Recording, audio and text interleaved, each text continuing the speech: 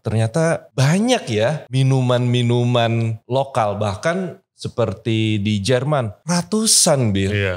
Itu di satu daerah aja. Dan itu bagian dari budaya. Saya dapat kesempatan tuh jalan ke daerah-daerah, nanya, sini apa sih minuman tradisionalnya? Iya. Gitu ya, bukan jamu maksudnya. Minuman fermentasi. Fermentasinya Iya. apa sih? Iya. Surprisingly ternyata banyak. Again, kita kalau di Jakarta, kita kan pasti ke bar. Ya. Kok nggak ada sih? Kenapa? Terus kalau mau nyoba arak ke Bali gitu toh. Padahal mau minum whisky dari Skotlandia gampang banget. Ada, betul toh. Biasanya dong kalau minuman lokal, kalau kita mau cari dulu ya, warung remang-remang. Warung remang-remang. Toko jamu gitu. Iya gitu kan ya. Kalau mau minum tuh kayaknya mau cari apa gitu ya.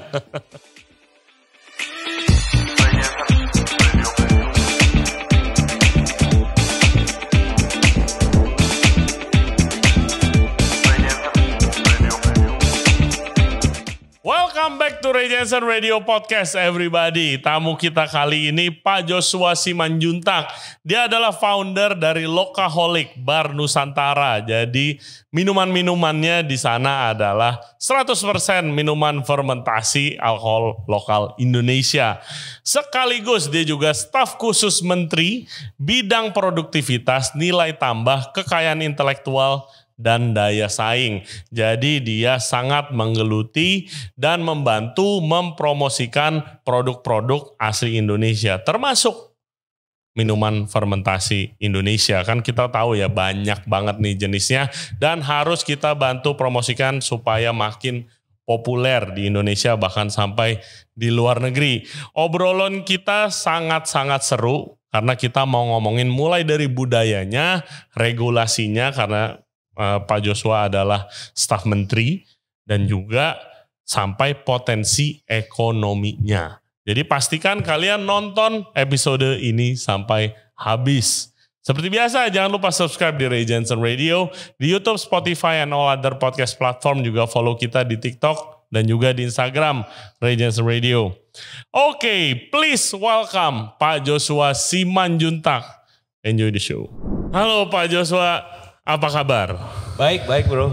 Aduh, terima kasih udah nyediain waktunya ke sini dari kesibukannya. Sebagai foundernya Lokaholic ini Bar Nusantara dan juga Pak Joshua guys itu adalah staf khusus Menteri Bidang Produktivitas, Nilai Tambah, Kekayaan Intelektual, dan Daya Saing. Wah panjang juga nih jabatannya. Apa kabar Pak Joshua? Baik bro. Gimana? Sejak kapan, mungkin mulai dari sejak kapan mulai nge-explore minuman-minuman fermentasi Nusantara sampai akhirnya bisa punya bar Lokaholic. Itu bagaimana ceritanya awalnya? Ya. Jadi sebenarnya dasarnya dulu suka minum. Itu dasarnya dulu suka minum. Nah, dulu tuh saya sempat bekerja sebagai deputi pemasaran craft. Nah, itu salah satunya kan kuliner ya. Nah, minuman tuh ada di kuliner. Walaupun tidak directly related, cuma itu memberikan saya kesempatan jalan-jalan banyak di luar negeri sebenarnya. Nah, di situ saya melihat ya, toh ternyata banyak ya minuman-minuman yang lokal, bahkan seperti di Jerman ratusan bir. Iya. Itu di satu daerah aja gitu kan. Wine-nya, banyak banget ya wine-nya. Dan itu bagian dari budaya. Iya. Gitu kan. Kalau kita di sini cuman bir kenal beberapa aja lah. Betul. Gitu kan ya, brandnya ya. Dia lagi gitu kan. Nah kemudian sekarang itu Badan Ekonomi Kreatif bergabung dengan pariwisata. Nah di situ saya dapat kesempatan tuh jalan ke daerah-daerah. Nah setiap saya jalan ke daerah, mungkin karena kebiasaan ya, nanya di sini apa sih minuman tradisionalnya, gitu ya, bukan jamu maksudnya. Minuman tradisional. Minuman fermentasi. Fermentasinya apa sih? Surprisingly ternyata banyak. Iya. Gitu loh. Ya, liburan main ke Labuan Bajo. Ada Shopee. Iya. Gitu kan? Ya. The Moke juga. Moke. Ke mana? Ke Manado, Cap Tikus. Cap Tikus. Ya. Terus kemudian Jawa ada Ciu, ada Legen, dan yang jelas arak. Betul. Di Bali. Arak aja ada banyak lagi. Betul. Arak. Jadi kita pikir, ini luar biasa banget ya Indonesia ini ya. Ternyata. Dan saya cukup yakin masih banyak yang belum kita kenal gitu. Toraja itu ada balo, itu saya masih penasaran tuh, saya mau cari itu, balo itu, mau ketemu saya itu ya. Nah itu, dari situ terus again kita kalau kongko-kongko gitu ya, di Jakarta kita kan pasti ke bar ya. Kok nggak ada sih? Gitu loh. Ya, kenapa? Gitu kan. Jadi kalau mau minum cap tikus terus ke Manado, gitu toh. Terus kalau mau nyoba arak ke Bali, gitu toh. Padahal mau minum whisky dari Skotlandia gampang banget. Ada, betul toh. Ya bisa. Itu ironisnya. Betul. Nah terus kemudian kita bisa sih kita beli di online market ya, di platform online market kita beli. Minumnya sendiri. Sampai rumah minum sendiri. Paling ngajak temen gitu kan ya. Betul. Mana nih kok gak ada sih tempatnya, gitu toh. Nah dari situ itu trigger pertama. Trigger pertama saya bicara dengan co-founder saya ada Mbak Tika. Itu saya tanya, kenapa ya gak ada ya? Sebenarnya buat aja Pak. Gitu. Oh ya boleh juga kita buat juga ya. Kita coba deh gitu ya. Nah situ saya orderin itu dari platform online. Dari online market. Semua yang ada saya coba, saya pesen. Macam-macam lah tuh ya. Macam-macam. Ada yang nutmeg, ya dari pala. Minuman dari pala, kaget lagi. Gitu. Nah, ada gitu ya. Terus ternyata juga ada minuman-minuman yang genre-nya dari luar ya. Gin, vodka gitu ya. Tapi lokalisasi. Tapi lokal. Gitu. And then good quality juga. Nah, jadi dari library yang kita dapatkan, wah makin yakin ini. Ya I think ini perlu nih, ya gitu kan. Nah sejalan dengan itu, kebetulan waktu itu kita pada saat COVID, itu ada program namanya Bangga Buatan Indonesia. Nah itu saya kebetulan bantu mengkonsepkan ya Bangga Buatan Indonesia itu. Jadi waktu itu, pemikiran dasarnya adalah pada saat COVID, ya itu kan terjadi perlambatan ekonomi. Betul. Ya, tentunya ada sesuatu yang ditakutkan adalah turning down dari ekonomi kan. Ya, nah saya sempat diskusi dengan beberapa deputi waktu itu deputi Kemenkomarves. Apa sih yang bisa dilakukan? Saya pikir saya bukan ekonom ya, tapi saya punya pendapat lah. Akhirnya saya berikan pendapat bahwa kalau uang kita nggak jalan-jalan ke luar negeri, kembali ke dalam, ya itu pasti akan paling tidak kontribusi terhadap perekonomian kita. Pasti lebih stabil lah. Jalan. Ya, ambil contoh ya kopi lah gitu ya. Ya kalau kita beli kopi terus kita baca beans-nya dari Brazil, Kolombia. Ya mau sampai kapanpun ya nggak nyampe ke petani di Aceh lah ya. Iya duitnya ke sono. Ya pastilah ya walaupun kafenya ada di sini. Iya toh? Iya. Nah jadi kalau nggak salah di tahun 2020 kalau nggak salah ya di awal-awal COVID lah itu mulai digencarkan. Nah itu juga salah satu yang sebenarnya back of my mind gitu loh ya. Di belakang saya mungkin subconsciously, waduh ini satu yang harus dilakukan nih gitu kan. Produk ada gitu ya.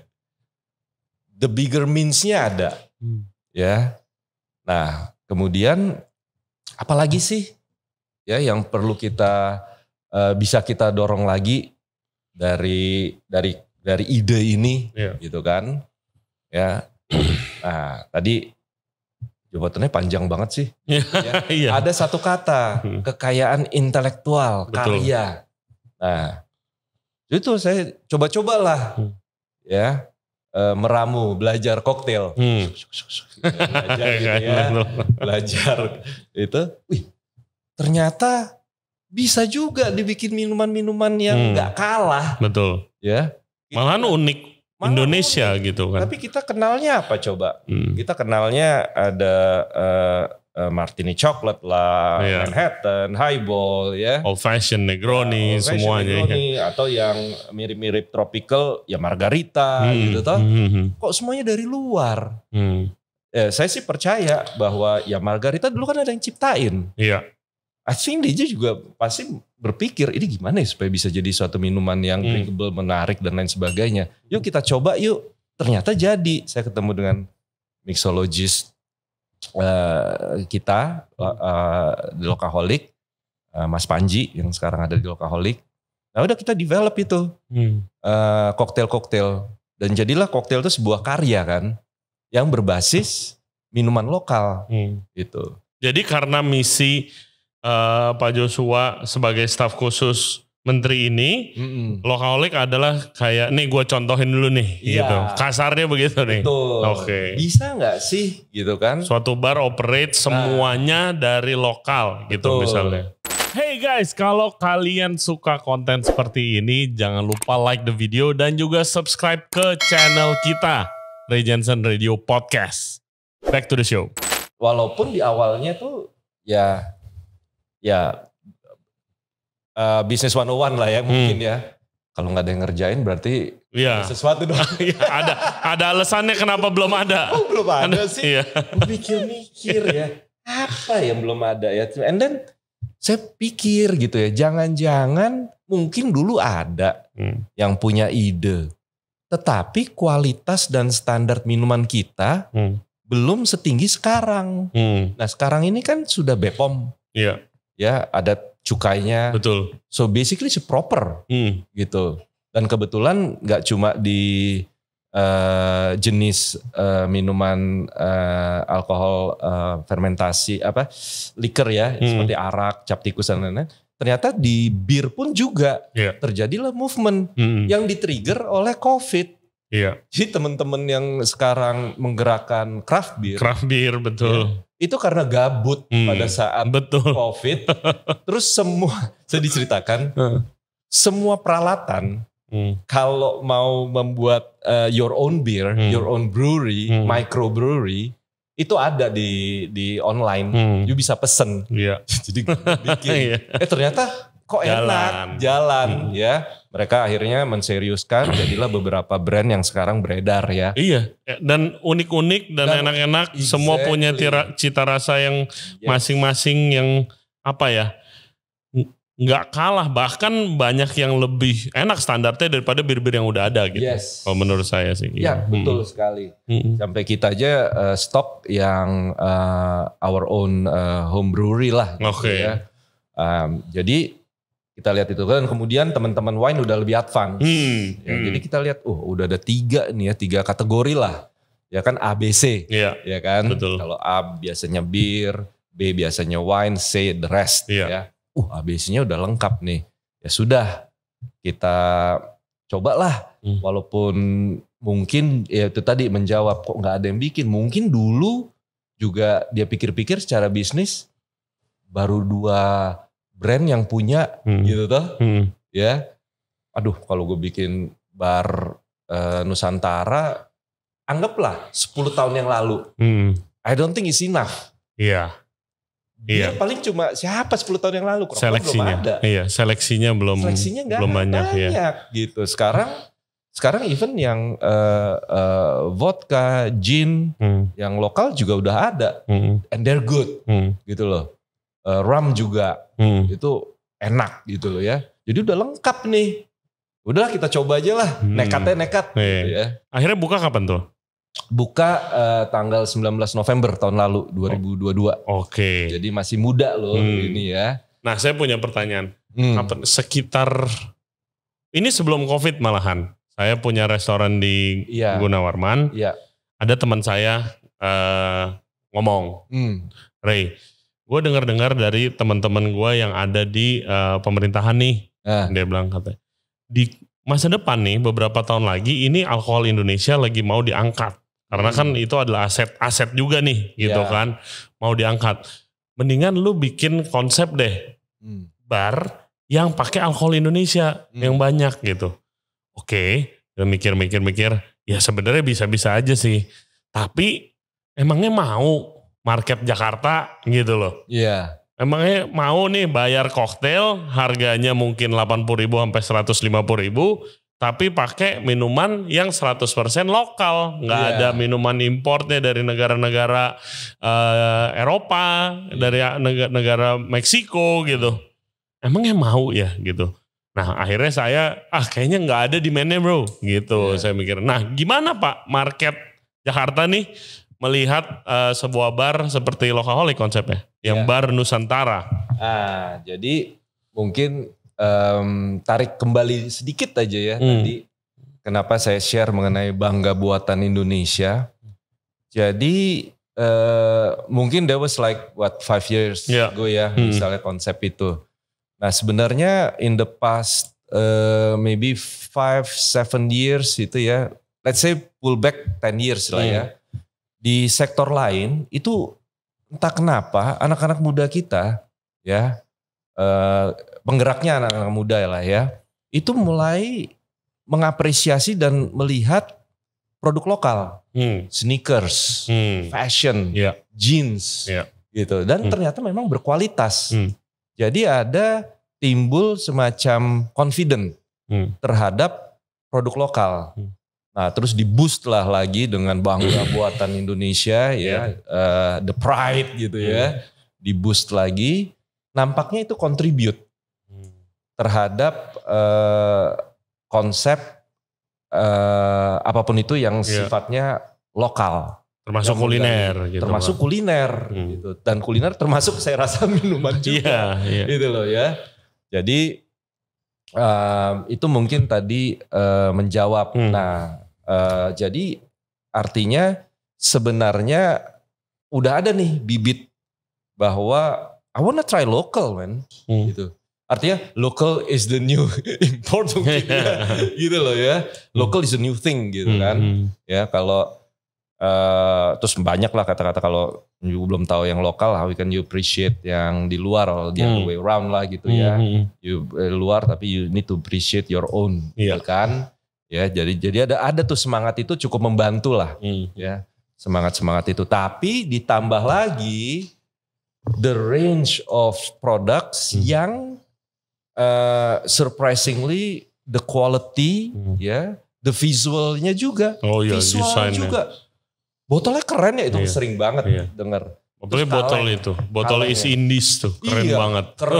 Keren banget. Keren ya, desainnya keren. Jadi gak ada reason lagi untuk looking down. With all these Indonesian drinks, liquor and wine and also. Wine aja botol-botolnya. Bagus-bagus. Bagus-bagus kan. Cakep-cakep desain gitu loh. Terus desainnya ini apa namanya cansnya. Si Kultur Ale lah contohnya, keren gitu. Menarik ya. Nama-namanya juga kreatif.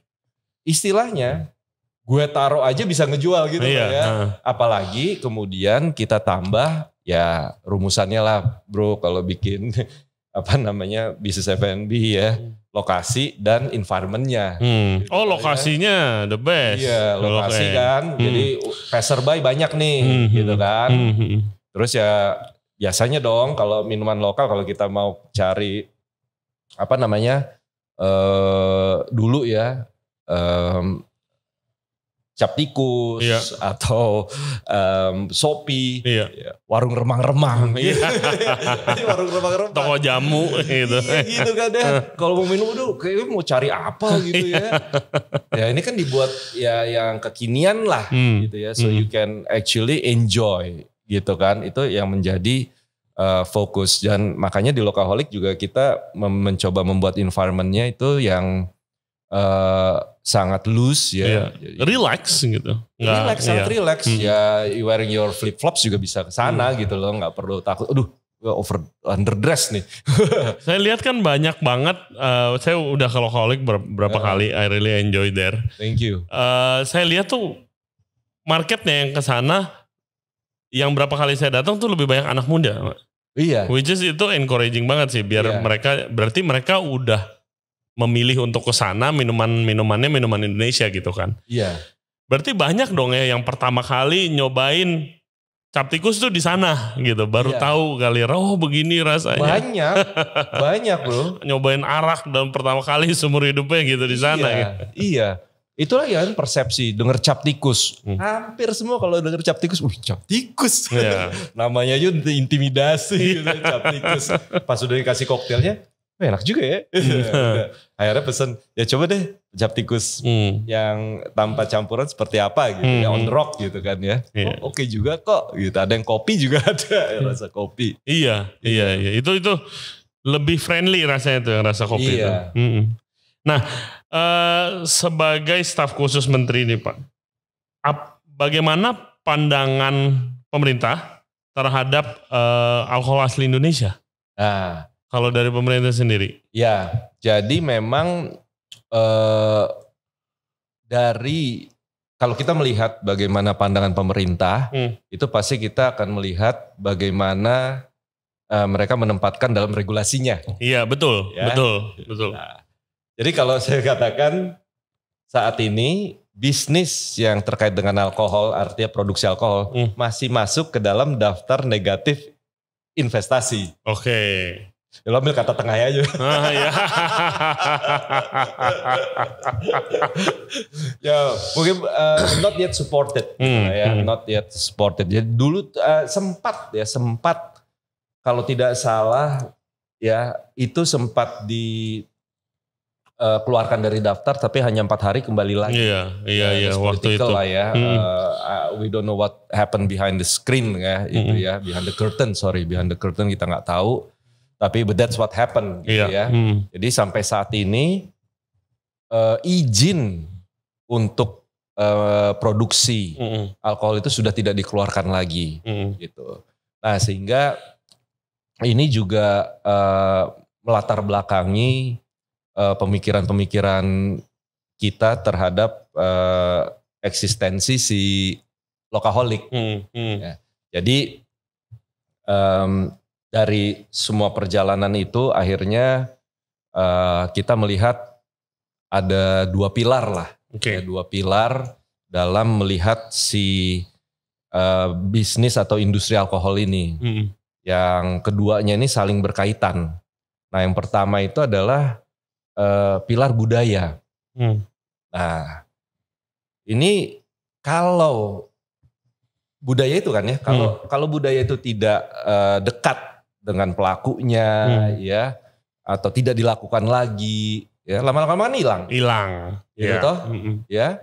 Anggaplah misalnya arak udah nggak ada yang minum lagi, udah nggak ada yang peduli dan lain sebagainya. Lama-lama juga, gue ngapain sih produksi arak lagi? Udahlah nggak usah. Lama-lama tinggal cerita aja, tinggal nama, gitu kan. Tinggal cerita, dulu tuh kakek tuh pernah ada namanya arak apa itu gitu kan ya. Jangan sampai ke sana. Kenapa? Iya. Karena itu adalah bagian dari budaya kita. Betul. Nah, bagaimana caranya supaya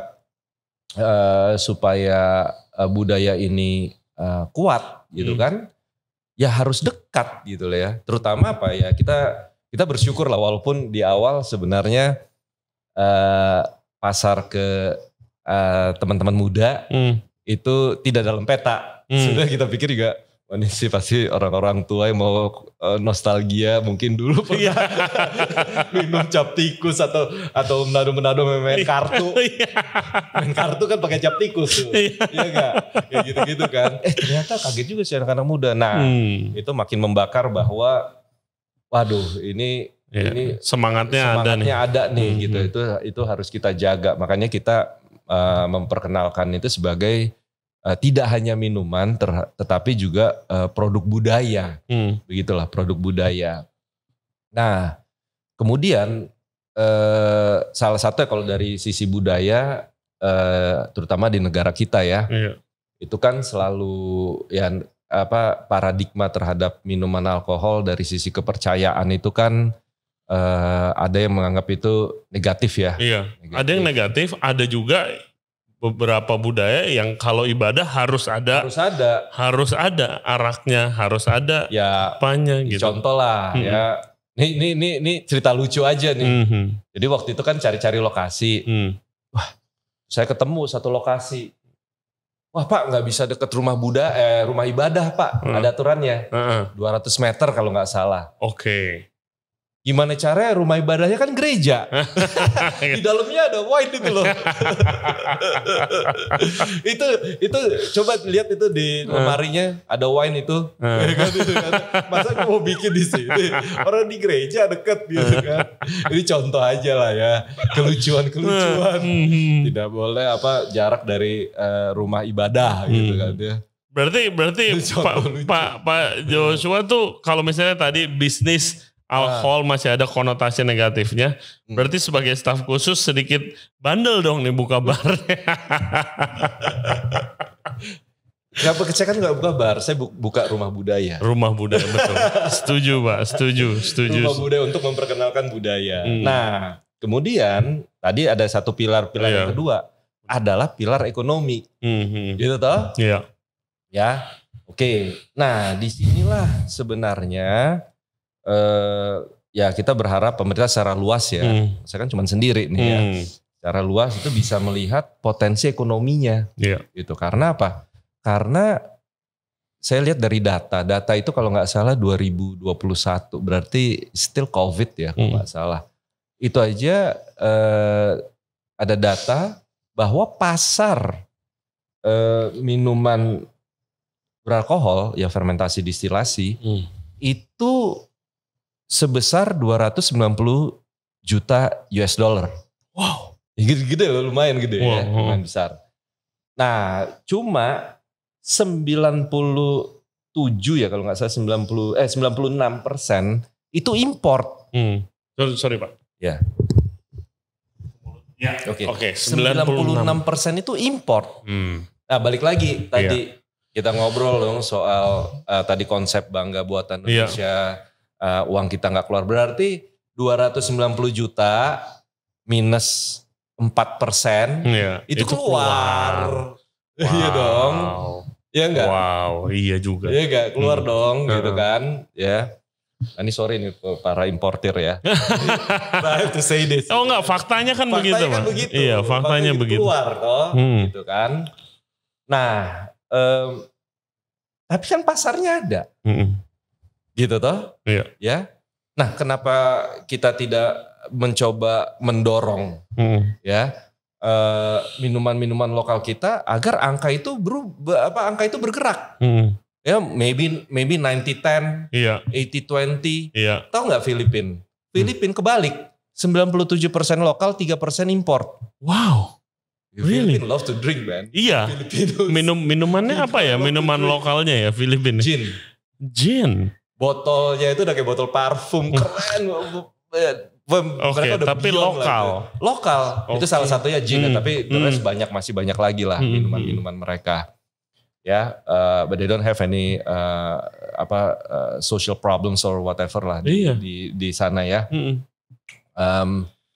Nah, itu contoh. Ya berarti ada nilai ekonomi kita yang keluar, padahal itu adalah potensi. Nah, bagaimana? Apakah ada kebijakan masuk dalam daftar negatif investasi? Do we really need that gitu loh? Ya enggak? Iya. Kenapa nggak diinikan saja dibuka gitu toh? Iya. Ya. Oke, kita takut apa? Oh, ya mungkin banyak hal-hal negatif. Tapi kan bukan berarti hal-hal tersebut tidak bisa diberikan aturan mainnya. Iya. Kan semua aturan main. Betul. Gitu toh. You can do any crimes with anything, man. Gitu. You certainly don't need alcohol to do. Gak mesti jual alkohol gitu loh ya. Cuman kan semua ada aturannya. Gitu toh. Ya aturan normal gitu. Lo mau nyetir jangan nabrak orang. Iya. Gitu toh. Orang jangan ditabrak ya gitu toh. Sama ya alkohol juga kan misalnya age limit gitu kan. Boleh lah, nggak apa-apa kalau memang aturan. Di Amerika juga begitu kok. Iya. Iya kan? Bahkan kalau di luar negeri ya selain show ID udah kemabokan nih, kunci mobilnya diminta, disimpenin dulu, nggak boleh nyetir gitu kan. Ya saya rasa kita pun juga nggak apa-apa, kalaupun regulasi itu ada gitu ya. Memang saya dengar-dengar ya ada undang-undang ya rancangan ya, masih rancangan yang anti gitu kan, tidak sama sekali gitu. Ya itu agak berat karena kan tadi, karena ada budaya. Betul. Berarti kan kalau anti tidak ada, berarti termasuk ya wash out the culture gitu kan. Wah, kalau itu sih menurut saya berat sih kejadiannya. Soalnya ada beberapa daerah yang emang budayanya, ya ini karena kita tinggal di Jakarta kan. Kita emang biasanya minumnya impor. Iya. Gitu kan. Kalau contoh kayak di Manado yang biasa minum cap tikus atau balo gitu di Makassar. Terus habis itu di Bali arak. Iya. Wah itu bisa berabe. Bisa berabe makanya. Iya.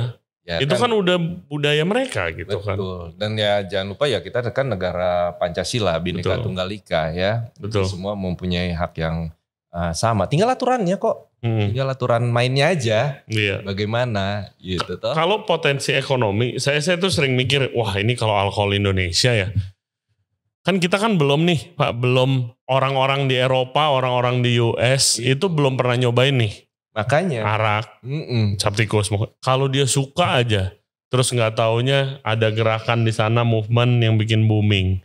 Terus habis itu dipesan banyak. Jadi kan kita ekspor ke sana kan. Betul. Which is itu duit gitu. Kayak saya mikir simpelnya gitu lah. Betul. Sampai kayak saya imagine Skotlandia ekonominya bergantung cukup banyak sama whisky-whisky yang diekspor ke seluruh dunia. Seperti kita gitu. Betul. Kan yang import. Betul. Gitu kan. Bahkan mereka mempromosikan Scottish Highlands. Gitu. Scottish Highlands. Ini di mana sih? Orang datang ke sana. Iya. Cuma lihat gara-gara dia lihat di botol gitu ya. Dia lihat begitu cap tikus, lucu juga nih kalau namanya cap tikus itu ada di mana sih? Oh di Manado, Sulawesi Utara, di mana anggaplah ini orang dari Scotland gitu ya, lihat cap tikus gitu kan ya. Iya. Jadi ada nilai-nilai ekonomi turunan dari hadirnya sebotol gitu ya, minuman wine Bali. Obviously orang udah tahu semua Bali kan. Iya. Sopi Labuan Bajo gitu misalnya. Wow, that's an interesting place gitu kan. Nah itu juga bisa menambah lagi nilai ekonomi. Nah, artinya kalau balik lagi ke nilai ekonomi, saya rasa masih perlu sih butuh dukungan dari pemerintah agar angka ini bisa bergerak. Nah, angka ini bergerak ini sebenarnya simply ya there's a market di situ yang kita benar-benar cuman penonton. Iya. Gitu. Betul. Di beberapa tahun terakhir kan kalau ngomongin cap tikus mereka rebranding tuh kan. Udah bagus banget sekarang labelnya, botolnya.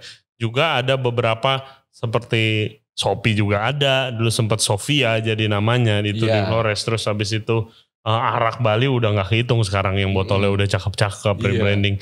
Dan juga minuman-minuman seperti gin, mungkin wine juga dan craft beer. Emangnya ada perubahan apa sih dari pemerintah sampai ini akhir-akhir ini bermunculan semua? Sekarang dalam waktu yang lumayan serentak gitu, 2-3 tahun terakhir gitu. Apakah pemerintah melonggarkan itu atau ada di encourage? Karena semuanya dalam waktu bersamaan. Oh ini ada bir ini, oh si ini juga. Oh arak Bali ada ini, oh sekarang udah pabrik, sekarang semuanya. Gitu. Iya. Nah ini justru malah kalau saya lihat purely kreativitas sih dari para pelaku usaha bahkan pelaku individual. Kalau yang bir, craft beer itu kalau saya tanya satu persatu ya, yang generasi awal ya, ada kura-kura, putu dengan kura-kuranya, terus ada beberapa kulturel gitu ya, awal-awalnya sekali itu ya memang benar-benar gara-gara COVID itu ya. Terus mereka mencoba, artinya ada suatu kreativitas. Mereka mencoba membuat bir gitu. Nah, kalau yang lain-lain ini memang saya rasa juga ada semacam confident bahwa Indonesia tuh bisa buat yang lebih baik. gitu. Kemudian sudah banyaklah acuan-acuan bagaimana membuat minuman fermentasi, minuman distilasi yang berkualitas. Mulai dari rasa, standar yang konsisten, sampai kepada packaging yang benar-benar proper. Betul. Nah, BPOM pun juga, kalau dari pemerintah, BPOM juga sebenarnya membantu, ya membantu karena harus proses BPOM. Itu juga ada peran BPOM di situ.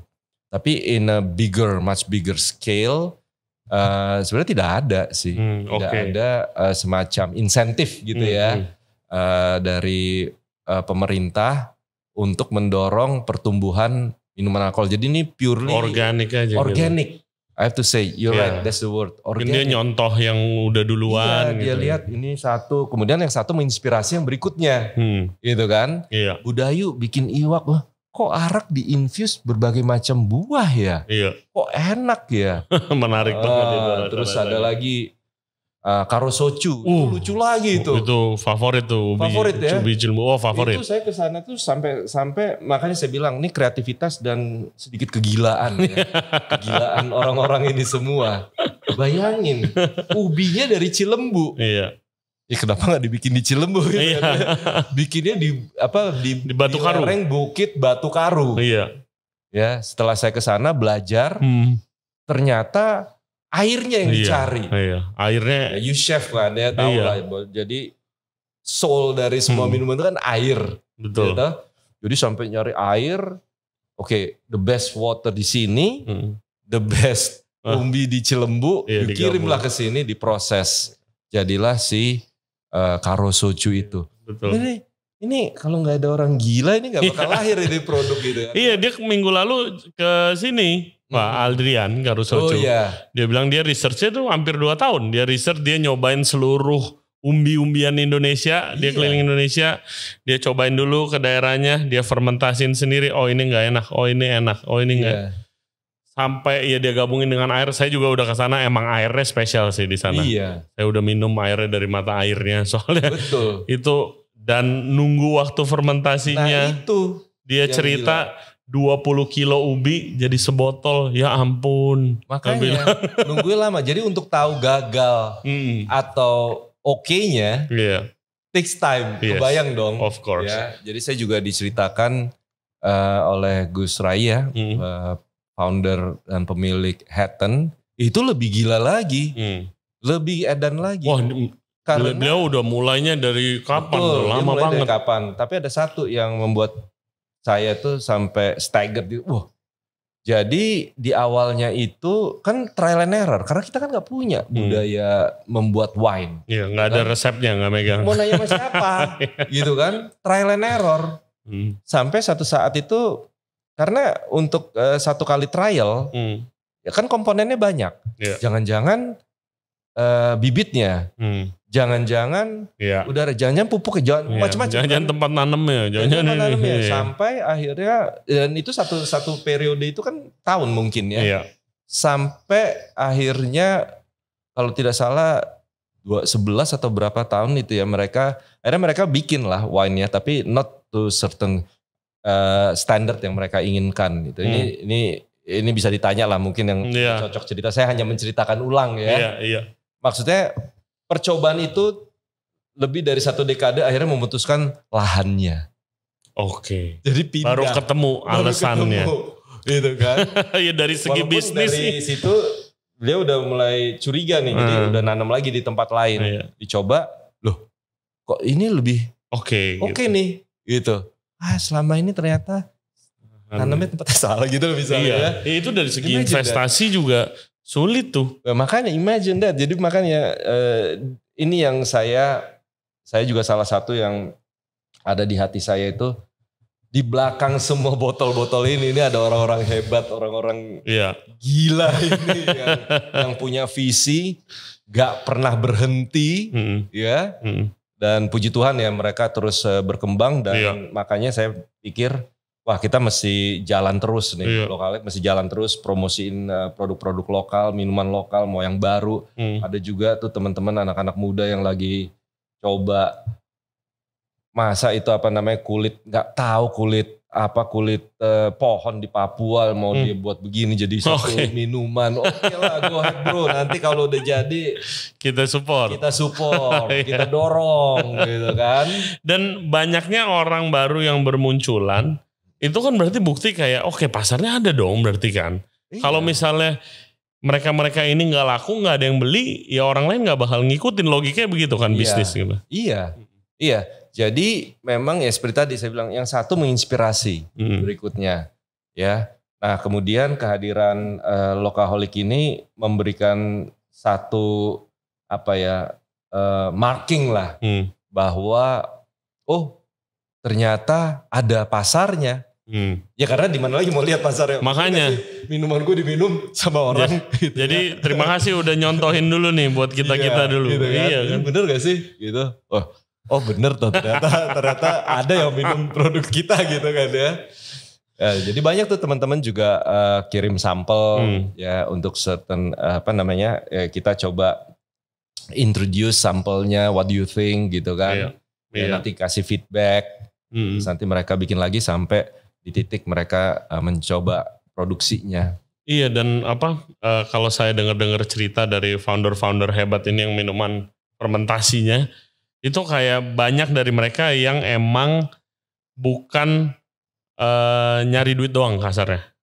Emang dari passion dan juga kayak misalnya si Karusocu dan juga Iwak, mereka juga melibatkan produsennya. Iya. Petaninya yang ngebantu, which is akan ngebantu daerah perekonomian produksinya itulah. Iya. Gitu kan, jadi mata pencarian baru, ekonomi meningkat gitu. Iya. Maksudnya itu saya seneng banget sih dengernya gitu. Iya, jadi saya sering cerita gitu ya, kalau lagi duduk sama temen lah ikutan minum gitu kan. Saya bilang nih, minum nih satu cangkir nih ya, coba sebelum nyampe ke petani ada siapa aja di situ. Ya, ada supir truknya. Iya. Ya gak sih? Ada kuli panggulnya juga ada. Betul. Kan dapat duit juga lah ya. Yang manen, yang naik pohon. Iya, yang naik pohon dan lain sebagainya. Dan itu adalah lingkar ekonomi satu.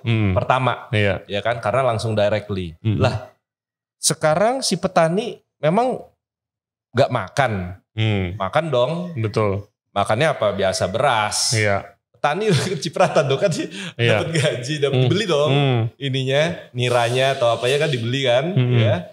Oh lapar ya udah sekeluarga belilah, beli beras ya, beli ayam, ternak dapat ya, beli sayur, beli apa dan lain sebagainya. Ya toh ada lagi kan? Iya. Ya, artinya apa ya? Kita saya belum ya secangkir minuman kita ini pahalanya banyak bro. Betul. Jadi minum lebih banyak aja. Biar ngumpulin pahala. Setuju Pak. Sukses terus ya Pak buat proyek-proyek ini. Sebagai staf khusus Menteri Bidang Produktivitas, Nilai Tambah Kekayaan Intelektual dan Daya Saing.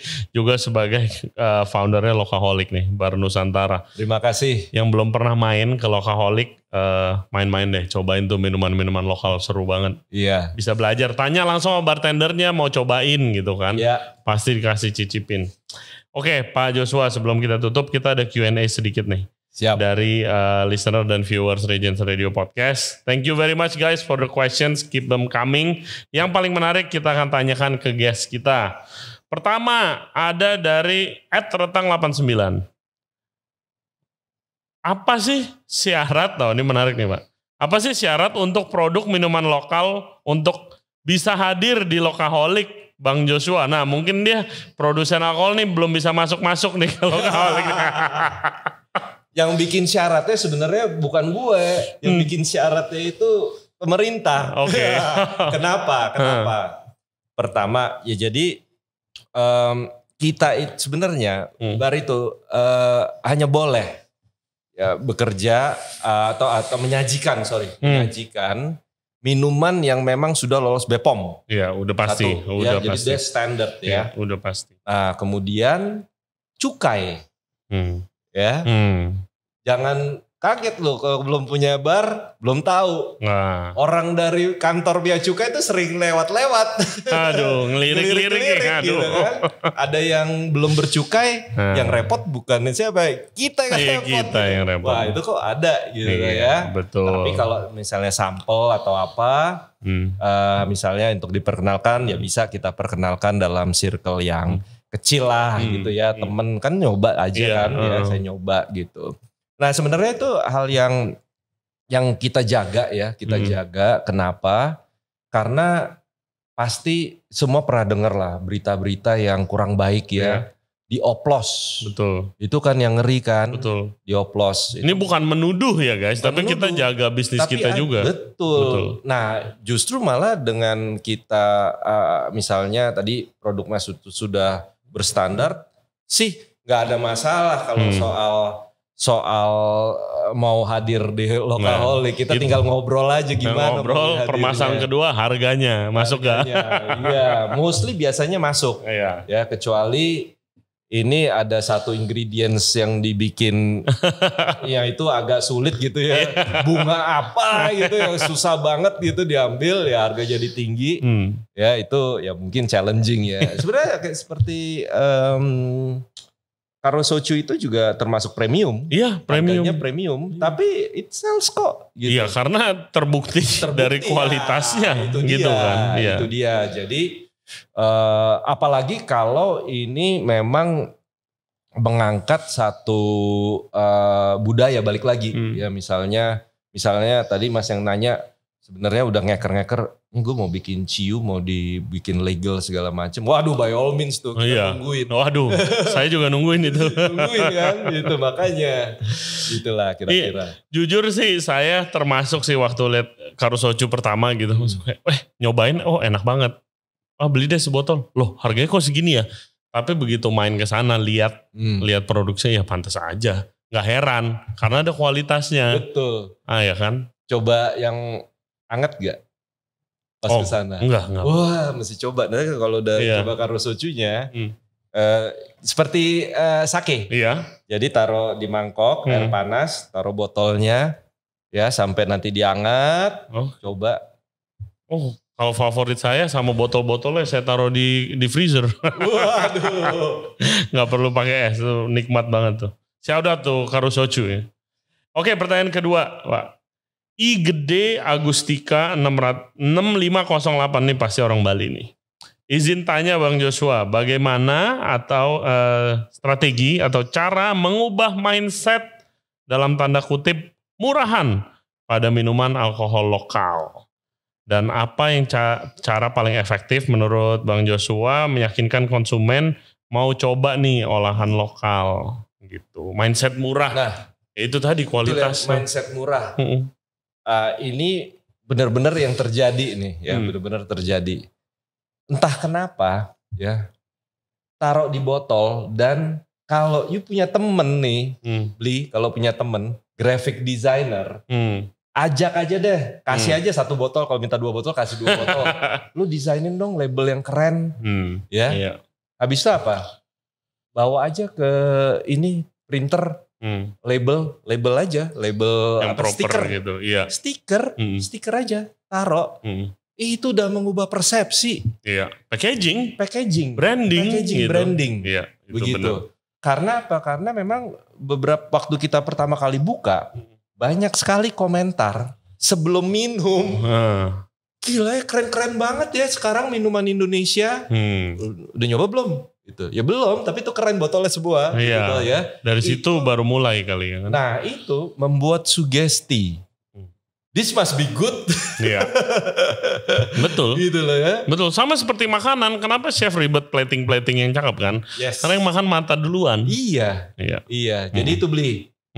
Betul. Packaging and branding. Ini bukan soal minuman doang. Iya. Kita anggap beli punya minuman udah enak ya. Nah. Kecuali kalau minuman yang gak enak terus tanya, bro, kalau minuman gue gak enak tapi supaya orang minum gimana? Nah itu gue gak bisa tuh. Itu berat tuh bro. Kirim sampel dulu ke Lokaholic. Beli. Oke. Wah ini pertanyaannya panjang nih Pak. Dari @Syaiful Hashar 9440. Saya asli Makassar Chef. Ada minuman fermentasi di daerah saya yang sangat terkenal, namanya balo. Balo, iya. Semacam arak tapi dikemas masih local pride. Mitosnya ketika minum ini akan dibawa keluar daerah, maka akan berubah rasa dan aromanya katanya. Wow. Oke. Pertanyaan saya, bisakah minuman balo ini dikemas secara modern tanpa menghilangkan ciri khas dari balo itu sendiri? Misal dikemas seperti wine dengan rasa aroma yang 100% otentik. Wow. Berubah. Konon katanya berubah kalau keluar. Waduh. Nah, ini mungkin persepsi ya. Itu balo itu sudah distilasi ya, fermentasi. Semacam arak. Kalau arak sih sudah. Arak udah ya berarti. Sebab begini, ini agak OOT tapi ini untuk membedah ya, membedah. Jadi tahu tuak dong? Tahu. Ya, tuak. Tuak itu kan benar-benar dari pohon. Iya. Langsung. Ya. Kenapa? Kenapa saya nggak punya tuak gitu ya? Kenapa? Karena tuak yang enak memang tuak yang kalau langsung ya. Nah, jadi ada di scene nih ya. Kalau pernah nonton film apa namanya yang dari Sumatera Utara itu dia di Toba itu. Kok lupa nih judulnya.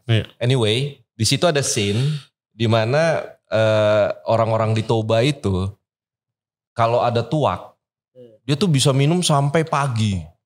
Main kartu lah, ngeri-ngeri sedap, sorry. Main kartu, gitaran, gosip, segala macem lah ya. Di yang namanya Lapo Tuak, warung tuak. Nah ternyata begini, tuak itu harus diminum selesai hari itu. Karena besok itu akan jadi asem. Besoknya lagi jadi cuka. Betul, gitu jadi cuka aren. Chef, ya. Nah, tahu, ya kan?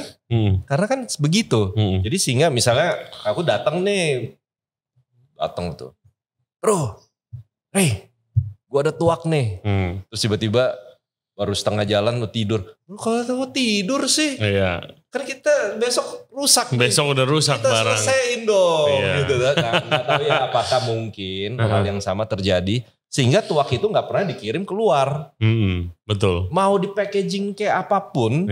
Gitu ya. Rusak. Nah, cuman kan cara ngelihat kita seperti apa nih. Gitu toh. Kalau ngelihat dari kacamata scientific, itu memang itu proses. Iya, betul. Tapi kalau dari kacamata yang lain, wah ini ada apa-apanya nih. Tuak gak bisa keluar dari Toba. Si Maharaja marah tuh kalau keluar. Padahal sebenarnya pada keluar dia memang secara otomatis berkurang kualitasnya menurun. Nah, I don't think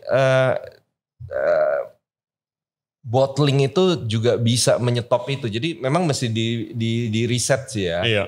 Di reset ya si balo itu. But I think kalau dari tadi ya komentar ini rasanya bukan sesuatu yang myth gitu loh. Mitos bahwa gak bisa dibawa keluar.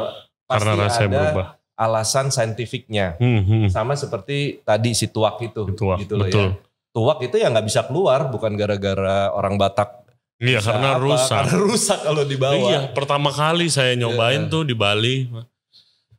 Saya minum tuh, waduh enak banget. Sama tuh minum abisin. Ini nafsu amat sih orang masih sore. Gak taunya itu. Mubazir bro. Iya mubazir. Udah naik-naik jatuh. Gitu. Naik-naik pohon aren. Gitu. Besokannya rusak gitu kan. Iya. Itu. Menarik sih. Ya kalau udah berkembang mungkin ya. Tuak tuh bisa jadi destinasi tersendiri tuh tourism ya kan. Justru itu. Yang cuma bisa nyobain di situ hari itu. Hari itu gitu kan. Ada turnya dulu. Tapi sebenarnya itu yang terjadi di desa waktu itu yang saya datang itu ke desa Bongkase. Itu di Bali. Jadi desa Bongkase itu salah satu desa produsen arak. Nah itu saya lihat proses dari turun pohon sampai jadi arak. Jadi ada tungkunya masih tungku tradisional yang dari bonggol pohon kalau nggak salah ya, masih pakai kayu bakar itu bambu dan ininya bambu gitu. Ya itu desa itu jadi ya akhirnya jadi destinasi di situ. Ya turun dari situ coba. Distilasi pertama coba, distilasi kedua coba ya malam. Malam tidur enak. Ya, malamnya tidur enak. Gitu. Saya pernah ke Bali juga Pak, di Desa Les. Kita ada teman di sana, Chef Yudi, shout out. Dia mantan seorang chef yang sekarang jadi mangku gitu. Terus di daerah Tejakula namanya Desa Les. Dan dia emang dia teman baik nih sama ibu-ibu yang emang keluarga turun-temurun bikin arak. Gitu, dan arak di sana katanya sih beda sama arak di daerah Bali, karena uniknya dari Desa Les ini itu zaman dulu banget waktu bangsa China ke Bali berhentinya di situ. Landingnya. Jadi di sana banyak guci-guci yang dari China. Dan araknya ini di aging di situ. Jadi dia arak guci, tapi kayak saya lihat kok gucinya, saya tanyakan gucinya kok kayak guci-guci di China ya. Katanya, oh iya ini barang antik udah gak ada sekarang. Ini tapi di daerah sini itu budayanya, budaya agamanya, budaya Balinya dan budaya Cina udah campur aduk. Jadi dia biarpun mempercayai agama yang kita bilang agama Hindu gitu kan. Tapi di setiap sudut ruangan tuh ada gobang Chinese. Karena emang itu kepercayaan mereka. Nah itu kayak nenek saya tuh di setiap sudut ruangan dikasih. Iya, udah campur gitu, sangat unik sih budayanya. Wah, itu unik banget itu. Dan dia, ya saya nanya, Chef, ini kan udah semuanya udah pada rebranding, bottling kerjasama sama ini, buset nih arak Gucci. Nggak ada lagi nih saya lihat nih gitu. Mestinya dibikin tuh arak Gucci kan sekarang yang lagi populer. Tequila dengan bottling yang seperti keramik itu kan. Coba tuh arak Gucci itu ini lagi dihidupkan lagi. Iya, menarik banget dan itu satu, saya yakin masih banyak lagi cerita. Kemarin kebetulan ada orang Flores ke bar. Iya. Di bar saya Bura-Bura. Cuma ngomongin, oh iya kemarin ini saya lagi ada moke kemarin bekas presentasi. Moke jenis mana? Dia bilang, moke? Iya moke beli di toko online gitu kan. Moke itu ada 7 jenis. Kalau di daerah saya moke ini. Wah itu aja gue gak pernah denger itu. Iya makanya. Nah ini tadi Chef sempat singgung ada satu kata aging.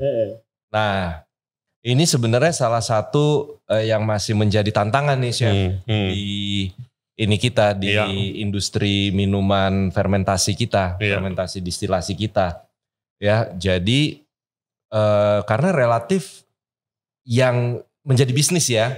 Kita nggak bicara arak yang selama ini ada atau Shopee yang selama ini ada. Belum masih terlalu muda, jadi belum ada yang aging. Iya.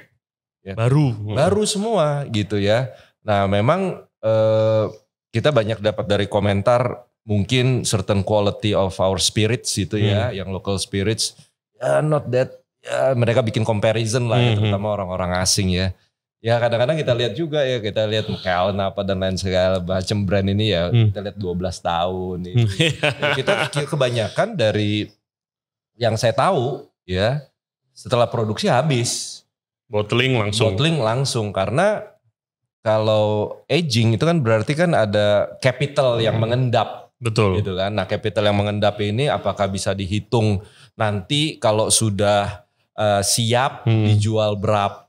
Itu kan masih pertanyaan gitu tuh ya.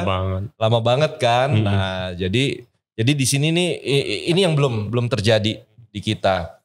Yang tadi saya sempat ngobrol-ngobrol sebelum kita masuk ke sesi podcast ngobrol kita ini, nggak sengaja.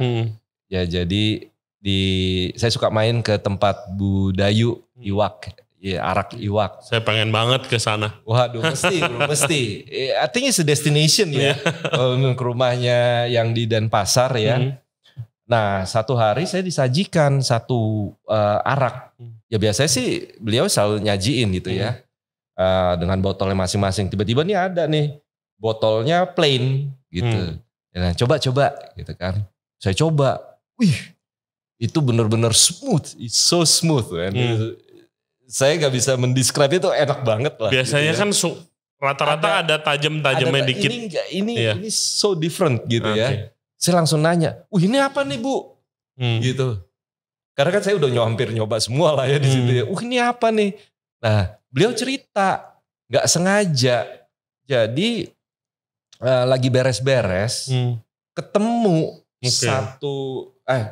ada 3 atau berapa lah ya. Gucci lah mungkin ya, tempat air itu yang tidak sengaja tersimpan selama 13 tahun. Wow. Gak sengaja loh. Iya, gak sengaja. Itu 13 tahun disimpan. Nah, ternyata ya mungkin saat ini satu-satunya, ya sorry ya kalau ada fakta lain ya, tapi mungkin satu-satunya arak yang sudah disimpan 13 tahun mungkin itu karena gak sengaja. Biasanya arak habis langsung dipakai upacara, dipakai ritual-ritual lain lah ya. Ya gak ada orang yang kepikiran mau nyimpen gitu loh. Dan ini gak sengaja. Tapi dari ketidaksengajaan ini terbukti ada efek. Semoga nanti mulai gitu. Udah yuk mulai produksi. Nanti 12 tahun lagi saya sama Pak Joshua coba. Coba ya. Saya kasih ide sama Ibu. Bu, ya tahun 2045 kan kita 100 tahun. Ibu simpen kita buka yuk tahun 2045. Mudah-mudahan kita diberikan kesehatan, umur panjang. Kita bisa bersulang bersama. Amin. Kita undang. Yes, amin. 2045 kita 2045 deal Pak Joshua. Saya nyobainnya sih yang baru 2 atau 3 tahun waktu itu. Carusoco lagi eksperimen. Di aging di oak barrel. Oh yes. Itu rasanya udah gak kayak, kalau saya minum udah gak kayak arak, udah gak kayak soju, udah kayak whisky aja. Yes, yang oak kan ya, yang botol coklat. Waduh itu enak banget. Enak. Jadi ya memang di Lokaholic ini kan tidak terbatas saja kita hanya minuman fermentasi gitu. Minuman fermentasi core kita. Tetapi di ekosistem itu banyak lagi yang bisa kita explore. Contohnya coklat. Iya. Ya. Coklat itu sekarang lagi naik nih. Lagi naik banget loh lagi itu naik coklat. Banget. Kemarin ketemu dengan sommeliernya yang sering kerjasama dengan Hatton ya, Mbak Dewi. Ternyata coklat bisa di pairing dengan wine kita gitu loh. Jadi imagine Indonesian chocolate, Indonesian wine put together gitu loh. Nah ini kita lagi mau coba buat sesi ya, mudah-mudahan nanti bisa jadi satu pencerahan baru. Jadi budaya baru nanti kalau minum wine sen coklat. Satu lagi apa yang walaupun sudah umum, cheese. Yang gak umum kan keju. Kita sebenarnya budaya membuat keju itu kan tidak besar kan? Nggak besar, di Indonesia nggak besar. Mungkin sampai 10 tahun yang lalu yang kita kenal cuman keju craft itu loh. Keju industri lah ya. Yang buat tadi chef juga mungkin kenal ya teman kita ya. Shout out to Mas Jamie Mazarat. Yes. Itu luar biasa. Ada satu lagi juga Rosali, luar biasa ya. Itu juga gimana kita bisa angkat ini. Karena artisan keju ini luar biasa. Gak kalah kualitasnya. Sama the way we look at our drinks gitu loh. Yang minuman fermentasi distilasi ini juga gak kalah. Jadi these two produk ketemu lah. Jadi nanti kita juga mau buat 1 minggu kita mau coba buat keju-keju apa aja yang bisa kita explore. Bertemu dengan wine Indonesia, wine apa nih? Gitu. Nah ini teman-teman yang mudah-mudahan mau coba ya, pairing ya apa jadinya. Tapi memang luar biasa sih bro. Gue juga pas makan keju ini pakai minum wine, ya certain wine, man. Oh kan kalau chef kan itu rasa yang dicari itu rasa. Kombinasinya kan, kayak cheese and wine kan emang udah temen lah. Iya kan, udah kayak suami cheese and wine gitu kan. Satu lagi nih, temennya whisky kita apa? Temennya whisky lah gitu, temennya whisky ya atau liquor yang lebih ke gentleman's drink ya. Cigar. Sigar kita juga gak kalah. Sigar kita. Saya baru tahu loh Indonesia ada produsen sigar. Makanya karena apa? Karena langsung diekspor. Oke. Dianggap tidak ada pasarnya di Indonesia. Wow. Gitu. Nah sekarang pun sudah mulai banyak nih yang komunitas-komunitas sigar yang melirik lah sigar Indonesia. Jadi langsung diekspor tuh biasanya. Banyak langsung diekspor. Gitu. Bahkan kalau nggak salah di blend juga di sini. Jadi artinya ada juga di sini tembakau dari daunnya ya, daun dari mana Cuban ya ada. Jadi ada yang bikin blend sendiri. Jadi dalamnya seperti Shoney kalau nggak salah ya. Jadi ada core-nya Indonesia, kemudian ada Nicaraguan, kemudian Cuban, kemudian satu lagi Indonesian, baru di wrap lagi. Dengan menarik banget. Iya, sigar juga artisanal produk juga. Yes, exactly. Nah itu kan bisa kita juga dorong, promote. Itu. Ada nilai ekonominya, ada. Ada banget pasti. Ada banget. Ada seperti banget. Itu. Banyak konisir pasti di sini. Nah makanya, nah inilah kekayaan Indonesia yang luar biasa. Tapi mereka sembunyi. Iya. Gak kelihatan.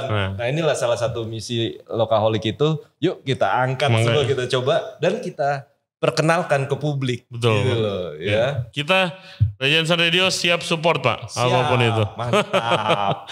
Menarik sih. Karena ya kalau misalnya coklat and wine. Coklat and liquor, ya kan zaman dulu emang yang ingat gak sih dulu saya masih kecil ada coklat bentuknya botol, dalamnya kan ada liquor kan. Wah enak banget kan itu ya.